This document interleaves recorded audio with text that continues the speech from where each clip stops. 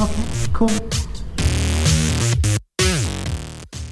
Good morning everyone. Welcome back to another video. Actually बात क्या है कॉलेज में and even nowadays in WhatsApp, juniors भी as well as my friends ask me कि how to start on with machine learning because हाय रुक जाओ, तुमको अगर लग रहा है कि मैं बस मशीन लर्निंग के बारे में बात कर रहा हूँ, इसके बाद से मैं एक लर्निंग पैराडाइम के बारे में बात कर रहा हूँ that can help you in anything that you want to learn. So just stick to the video.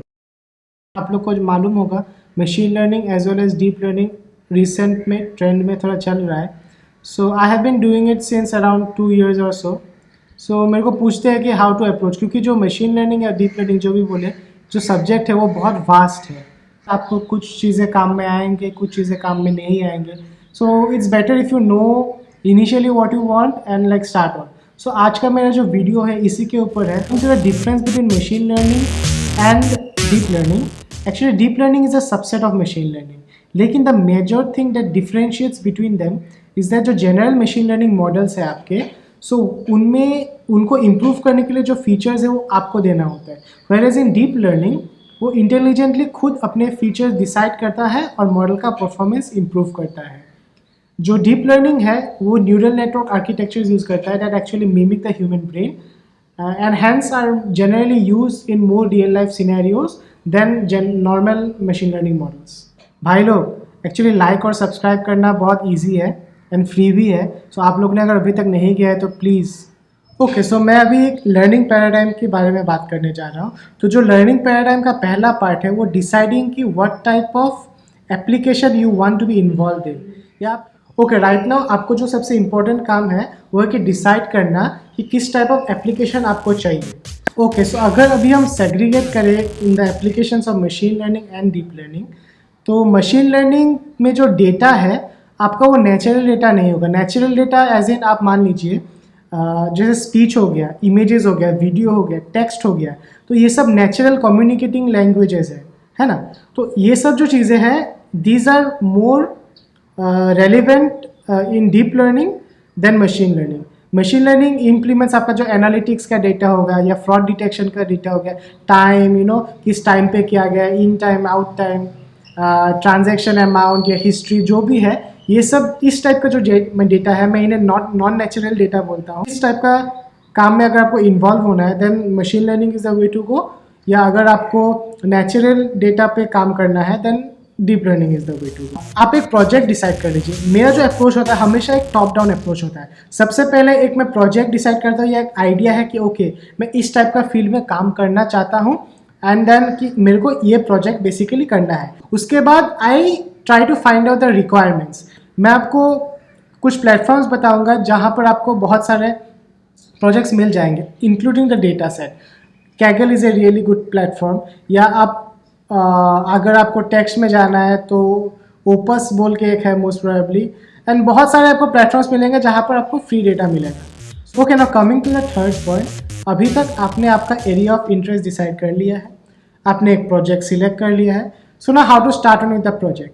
मान लीजिए एग्जांपल मैं दे रहा हूँ, एक इमेज क्लासिफिकेशन मेरे को करना है एक प्रोजेक्ट. तो मैंने थोड़ा पढ़ा, मेरे को मालूम चला कि ओके कुछ CNN बोल के होता है, कुछ फंक्शंस होता है, एक्टिवेशन फंक्शंस होता है.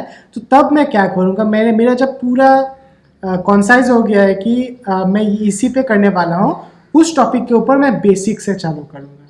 बेसिक से जितना मेरे को चाहिए उस प्रोजेक्ट को इम्प्लीमेंट करने के लिए वो मैं चालू करूँगा. सो बेसिक जो लर्निंग पैराडाइम है वो तो डिसाइड होगा कि कैसे करना है. अगर मैं रिकैप दूँ, सबसे पहले डिफरेंसेस जानिए चीज़ों के बीच में, then select area of expertise. उसके बाद उस एरिया ऑफ एक्सपर्टीज़ के में एक प्रोजेक्ट सिलेक्ट कीजिए. Then for that project start from the basics. अभी मैं बात करना चाहूँगा कुछ मिसकंसेप्शंस के बारे में जो जनरली लोगों को होता है. Now the number one misconception that people have is that Python is the only language. Not only language, Python में ही सब होता है आपका डीप लर्निंग के लिए. ये बिल्कुल भी ट्रू नहीं है. अगर आपको कुछ भी मशीन लर्निंग हो, डीप लर्निंग हो, you can do it in Python, you can do it in JavaScript, you can do it in Java.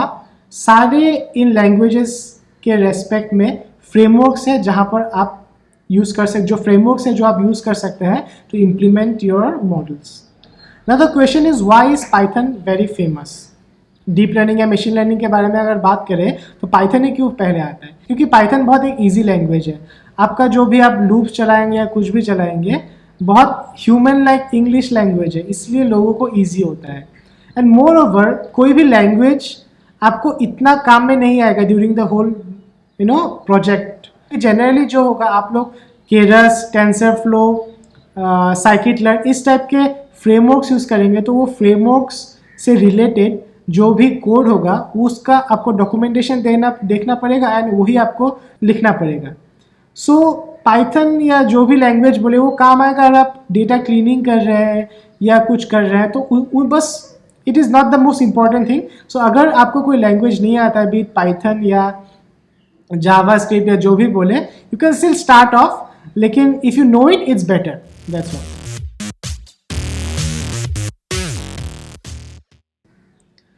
Okay, now coming to the last point, या जो भी नंबर का point है, how to improve, how to आप अच्छे कैसे बनते जाए इस फील्ड में। तो मेरा ये मानना है कि जो डीप लर्निंग या मशीन लर्निंग जो भी है, मॉडल बिल्ड करना is the least important thing, या कोड करना is the least important thing. Code आपको कहीं से भी मिल जाएगा, आप यूज़ कर सकते हैं, be Stack Overflow, be KD nuggets आपका, या मशीन लर्निंग मास्टर, ये सब कुछ साइट्स है जिसका मैं डिस्क्रिप्शन में लिंक दे दूंगा। इन सब प्लेटफॉर्म्स पे आप जाके कोड ले ही सकते हैं। तो सबसे इम्पॉर्टेंट है how you approach a problem, और ये जो अप्रोच है ये सबसे इम्पॉर्टेंट है। और ये नया नया तरीके के अप्रोचेस जानने के लिए आपको रिसर्च पेपर्स पढ़ना पड़ता है। तो मैं जब मैं सीख रहा था, आई मेड श्योर कि every week I am at least reading 3 research papers. मेरे को डीप में समझ में नहीं आएगा, चलता है, लेकिन एटलीस्ट कुछ तो आइडिया आएगा कि किस टाइप से अप्रोच किया जा रहा है एक प्रॉब्लम सॉल्व करने को। तो इन टाइप के जब आप अप्रोचेस जानेंगे, देन आप बहुत सारे अप्रोचेस को मिला के you can come up with a new idea that will be very much useful for your project. Now coming to various platforms, medium जो एक प्लेटफॉर्म है उसको मैं सबसे ज़्यादा यूज़ करता हूँ, टू बी ऑनेस्ट। उसमें आपको मशीन लर्निंग रिलेटेड नए जो टेक्निक्स इजाद हुए हैं उसके बारे में मालूम चलेगा। इनफैक्ट कुछ आपको कोड में प्रॉब्लम हो रहा है, उसमें आपको कोड मिल जाएगा। मशीन लर्निंग मास्टरी वैसा एक प्लेटफॉर्म है। तो ये सब प्लेटफॉर्म्स आप यूज़ कर सकते हैं।